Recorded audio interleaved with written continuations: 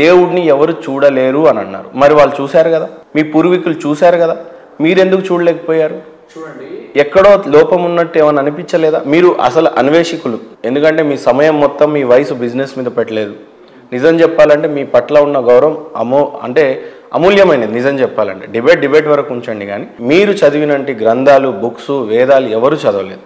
But ఈ విషయం మీకు నిజంగా మనిషికి అనిపించిందా లేదా? మీ పూర్వీకులు దేవుళ్ళతో మాట్లాడేవాళ్ళు, పండు తిన్నారు, కట్ అయిపోయింది. మా పూర్వీకులు మాట్లాడారు, ఓడగొట్టారు, మాట్లాడుతూనే ఉన్నారు, ఇప్పుడు మాట్లాడడం ఆపేశారు అని అంటున్నాయి. దీన్ని ఏ రకంగా మీరు సమర్థిస్తారు? మాట్లాడడం అంటే ఇప్పుడు కొంతమంది భక్తిపరంగా చాలా స్ట్రాంగ్గా ఉన్న వాళ్ళు ఎలా ఉన్నారంటే, వాళ్ళు నిజంగా పెద్ద పెద్ద అద్భుతాలు సాధించిన వాళ్ళు కూడా ఉన్నారనమాట. ఆ దువాల ద్వారా, ఆ ప్రార్థనల ద్వారా, వాళ్ళకు వచ్చేటటువంటి స్వప్నాలు, కళల ద్వారా ఆ వివరణ చేసే వాళ్ళు ఇప్పుడు కూడా ఉన్నారు. దీన్ని తాబీర్ అంటారనమాట. అంటే ఒక కళ యొక్క అంతరార్థం చెప్పేవాళ్ళు, దేవునికి చాలా దగ్గరగా సన్నిహితులుగా, అంటే దేవుణ్ణి ఒకేసారి ఏంటంటే వాళ్ళ భక్తి ద్వారా, వాళ్ళ ప్రార్థనల ద్వారా, అందుకే అంటారు వీళ్ళ ద్వారా మనం ప్రార్థన చేయించుకుందాం, ఈయనకు చాలా ఆయన ఆ ప్రార్థనలో ఆ శక్తి ఉంటుంది అన్నారు. అలా ఉన్నారు, ఎందుకు లేరు? అలా ఉన్నారు. కాబట్టి నేను చెప్పే విషయం ఏంటంటే, ఇస్లాం చెప్పే విషయం ఏంటంటే లా తుద్రికుల్ అబ్సార్, అంటే ఆ దేవుణ్ణి ఎవరు చూడలేరు అని ఖురాన్ అంటుంది. కానీ ఖురాన్ ప్రకారంగా, ప్రవక్త వారి టీచింగ్స్ ప్రకారంగా స్వర్గంలో దేవుడు దర్శనమిస్తాడు, స్వర్గంలో దేవుడు కనిపిస్తాడు, దర్శనమిస్తాడు. కానీ ఇక్కడ ఉన్నటువంటి వ్యక్తులకు దేవునితో దగ్గరి సంబంధాలు ఏర్పరచుకోవచ్చు మనం. అంటే దేవుణ్ణి ప్రార్థించే విధానంలో దేవునికి చాలా దగ్గరైపోయి మన ప్రార్థనలో చాలా శక్తివంతమైనటువంటి మార్పులు కూడా, చేంజెస్ కూడా మనం తీసుకురావచ్చు. కానీ దేవుడు వచ్చి కనపడడం కానీ, దేవుడు పక్కన ఉండడం కానీ ఇలా జరగదనమాట. కానీ జరిగినాయి కదా సరే. ఇప్పుడు సామాన్య వ్యక్తులు కాదు. ఆదాం మొట్టమొదటి మానవుడు, స్వర్గంలో ఆయన్ని తయారు చేసి పెట్టిన తర్వాత ఆ హవ్వ వాళ్ళ ప్రస్తావన బైబిల్లో, ఖురాన్లో కూడా మీకు కనిపిస్తుంది. ఇక్కడ నేను చెప్పే విషయం ఏంటంటే, అక్కడ ఆదాము హవ్వ ఖురాన్ ప్రకారంగా దేవుణ్ణి చూడలేదు. వాళ్ళు దేవుడు సృష్టించాడు, అక్కడ పెట్టాడు వాళ్ళని, మళ్ళీ వాళ్ళు తప్పు చేశారు, పండు తిన్నారా, స్టోరీ ఉంది, కిందికి వచ్చేసారు. అంటే ఖురాన్ ప్రకారంగా 1,24,000 మంది దైవ ప్రవక్తల్లో ఏ ప్రవక్త కూడా దేవుణ్ణి చూడలేదు. కాబట్టి ఆయన స్వర్గంలో కనిపిస్తాడు. ఇక్కడ ఒకవేళ దేవుడు కనిపించాడు అనుకోండి, మళ్ళీ ఆయన విగ్రహాలు, చిత్రపటాలు అన్నీ వచ్చేస్తాయి. అది కాన్సెప్ట్ అన్నమాట. సార్, యుగాల నుంచి, తరతరాల నుంచి చదువుకుంటూ వస్తున్నటువంటి ఒకే వాక్యం, దేవుడు ఒక్కడే అని అంటున్నారు. కానీ ఆ దేవుడు ఎవరో ఇంతవరకు మాకు తెలీదు.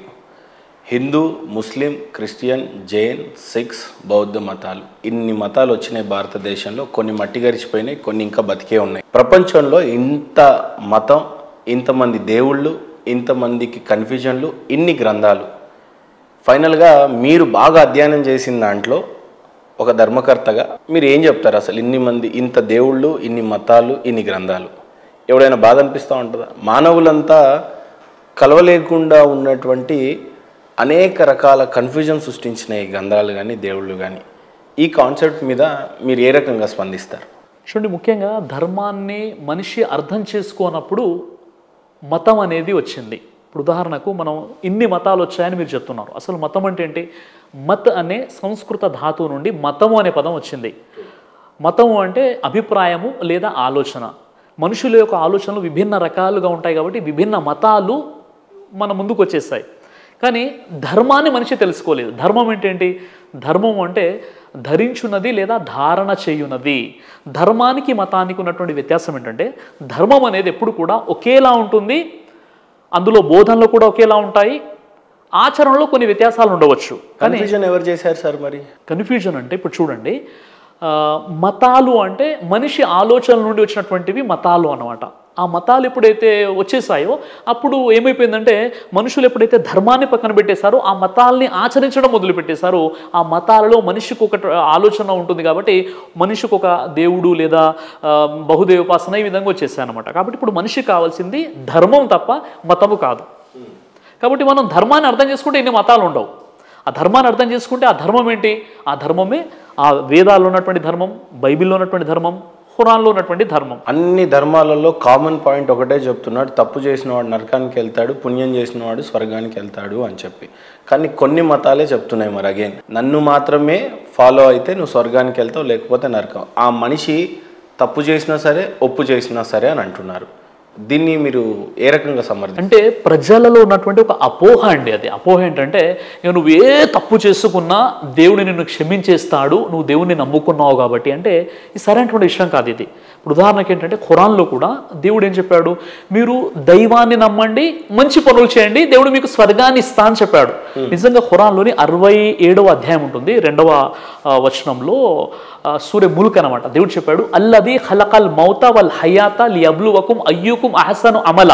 దీని అర్థం ఏంటంటే మీలో మంచి చెడు ఎవరు చేస్తారో పరీక్షించడానికే దేవుడు మిమ్మల్ని పుట్టించాడు. అంటే మనిషి యొక్క పుట్టుక ఉద్దేశమే మంచి చేయాలి.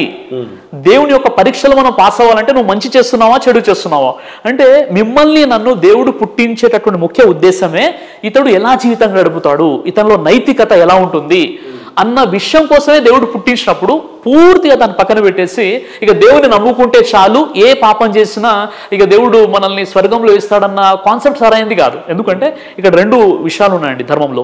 హుక్కుకుల్లా హుక్కుల్ ఇబాద్ అంటారు. హుక్కుకుల్లా అంటే మనల్ని పుట్టించినటువంటి దేవునితో మనం ఎలాంటి సంబంధం కలిగి ఉండాలి, ఆయన్ని మాత్రమే ఆరాధించాలి, ఆయన్ని మాత్రమే వేడుకోవాలి, ఆయన కోసం మనం ఆరాధించే విధానం, దీన్ని హుక్కుకుల్లా అంటారు. హుక్కుకుల్ ఇబాద్ అంటే తోటి మానవుల హక్కులు. ఇప్పుడు ఉదాహరణ నేను ఉన్నాను, నేను మీతో మంచిగా ఫ్రెండ్షిప్ చేస్తున్నాను, మీ దగ్గర నుండి కొన్ని డబ్బులు తీసేసుకున్నాను, నేను ఇవ్వట్లేదు, తర్వాత మీరు ఇవ్వలేదని చెప్తాను, సాక్ష్యాలు తారుమారు చేసేసాను అంటే ఇది మీకు సంబంధించిన హక్కు, దేవునికి సంబంధించిన హక్కు కాదు. దేవునికి సంబంధించిన హక్కుల్లో ఒక పూట నమాజ్ చదవలేదు, దేవుడు క్షమిస్తాడు. ఒక ఉపవాసం పాటించలేదు, దేవుడు క్షమిస్తాడు. లేదా దేవుని సరిగా నేను ప్రార్థించలేదు, దేవుని హక్కు కాబట్టి దేవుడు క్షమిస్తాడు. కానీ తోటి దేవుడి హక్కుల్లో ఏదైనా పొరపాట్లు జరిగితే ఖచ్చితంగా దేవుడు క్షమిస్తాడు. కానీ తోటి మానవుల హక్కుల్లో ఒకరిపై దౌర్జన్యం చేసి, ఒక భూమిని కబ్జా చేసేసి, ఒకరిని మర్డర్ చేసేసి, ఒకరిపై నింద మోపేసి, ఈ తప్పులు ఏవైతే ఉన్నాయో తోటి మనిషితో ఆ వ్యవహారం జరగనంత వరకు, తోటి మనిషి క్షమించినంత వరకు, ఆ సెటిల్మెంట్ జరగనంత వరకు దేవుడు అందులో జోక్యం చేసుకోడు. కాబట్టి మనిషి నైతికతకు ఇంత ఇంపార్టెన్స్ ఇచ్చినటువంటి, ఇంత ప్రాముఖ్యత ఇచ్చినటువంటి ఆ ధర్మాన్ని, ఆ కాన్సెప్ట్ మనిషి మర్చిపోయాడు. స్వర్గం నరకం అనే కాన్సెప్ట్ ఖురాన్లో ఏం చెప్తుంది అసలు? ఏం స్వర్గం అంటే ఏంటి, నరకం అంటే ఏంటి, మనిషి నిజంగానే చనిపోయిన తర్వాత జరిగే క్రియ ఏంటి యాక్చువల్? చూడండి, ముఖ్యంగా మనిషి ఏదైతే స్వర్గం నరకం సంబంధించి ఖురాన్లో అయినా ఇతర గ్రంథాల్లో అయినా, ముఖ్యంగా మీరు ఖురాన్ నుండి అడిగారు కాబట్టి, అంటే ఇక మనిషికి అంతిమ లక్ష్యం అయితే పరలోకమే కదా సార్? అందరికీ అంతే కదా. అంతే కదా. లాస్ట్ లో ఒకరు ముక్తి అంటారు, మోక్షం అంటారు, జన్నత్ అంటారు, నిత్య జీవితం అంటారు. అల్టిమేట్ గా నీ గోల్ ఏంటంటే, ప్రతి ధార్మికుడు చెప్పే విషయం ఏంటంటే, నేను ఆ దేవునితో సంతృప్తి చెందాలి, ఆ దేవుడు నాకు స్వర్గాన్ని ప్రసాదించు.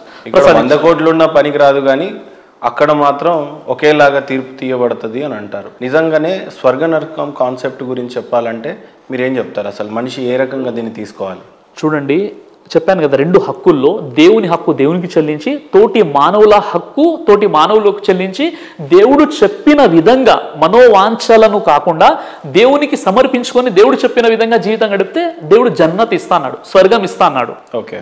దానికి వ్యతిరేకంగా మనిషి రాక్షసుడుగా మారిపోయి దౌర్జన్యాలు, అక్రమాలు, అవినీతి, ఇక పూర్తిగా భ్రష్టుడైపోయినప్పుడు దాని పర్యవసానం ఏముంటుంది? నరకం ఉంటుంది. ఈ స్వర్గం నరకం కాన్సెప్ట్ ఉంది. రైట్. మనిషి చనిపోయిన తర్వాత జరిగే క్రియ ఏంటి యాక్చువల్లీ? అంటే ఇప్పుడు ఈ క్షణం మనిషి ప్రాణాన్ని వదిలేశాడు. ఆత్మ అనేది అందరికీ కావాల్సిన వజ్రం లాంటిది. అది ఆత్మకి జరిగే క్రియ ఏంటి? నెక్స్ట్ ఇమ్మీడియట్గా స్టార్ట్ అయ్యే క్రియ ఏ రకంగా ఉంటుంది? చూడండి, అంటే ఇప్పుడు ఒక్కో గ్రంథంలో ఒక్కో విధంగా ఉందండి. అంటే ఖురాన్ ప్రకారం ఏంటంటే, ఎప్పుడైతే మనిషి చనిపోతాడో వెంటనే మనిషి చనిపోగానే దైవదూతలు వస్తారు. దైవదూతలు వచ్చేసి మల్కిల్ మౌత్ అని అంటారు అనమాట. ఆ దైవదూతని వాళ్ళు వచ్చేసి ఆత్మ తీసుకోవడం జరుగుతుంది. ఆత్మ తీసేసుకుంటారు వాళ్ళు. ఆత్మ తీసేసుకొని ఆత్మల లోకం అని అక్కడికి వెళ్ళిపోతారు.